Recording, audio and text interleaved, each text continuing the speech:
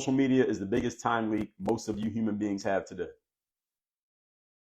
And what's funny is those of you who are old enough to remember, before we had social media, people still had time leakage. We just redirected our time leakage to other things.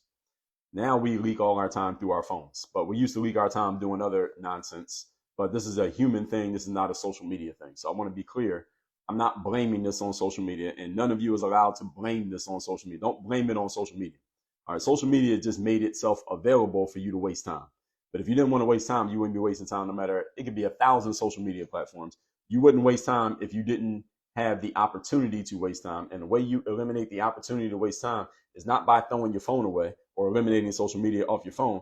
It's by having a clear plan and a clear schedule of what needs to happen in your day so that you don't have the opportunity to waste time.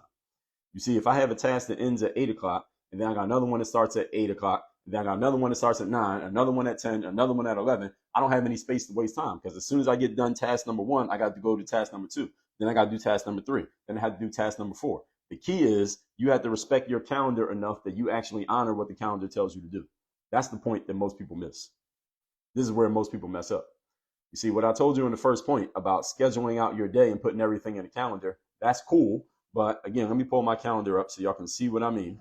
So you see all these tasks that I got on my calendar? See, it's one thing that I have them in the calendar. It's another thing if I'm actually going to follow what the calendar says. See, if I finish this task at 10 o'clock, and then I know I have something to do right after that, and there's something to do right after that, and something to do right after that. The key to this calendar is that I have to actually honor what the calendar tells me to do. See, if the calendar says at 10 o'clock you should be doing this, I need to be doing that at 10 o'clock. I can't say I'll do it at 10:05 or 10:15, or I'll just not do it today. That's discipline. That's why I use the word regiment. Regiment means strict, rigid organization. Strict, rigid organization, like the military. We got anybody in here who's been in the military? In the military, if they say 10 o'clock, they don't mean 10:01. It doesn't mean 10:17. It doesn't mean when you feel like it. It means 10 o'clock. No exceptions. So any of you never been in the military? I've never been in the military. You may be listening to this and saying, well, Dre, that sounds like being in the military. It sounds like being a drill sergeant or a soldier. And I'm like, yes, that's exactly what I mean. Yes, that's what I'm saying. I want you to act as if you're in the military. Even if you've never been in it, like me, I've never been in it. You have an idea of what it looks like, right? That you know, if they say we're going to wake you up at 5 o'clock, at 5 o'clock, somebody's in there waking you up. Not 5:02, not 5:07, not 5:15, 5 o'clock. That's the discipline.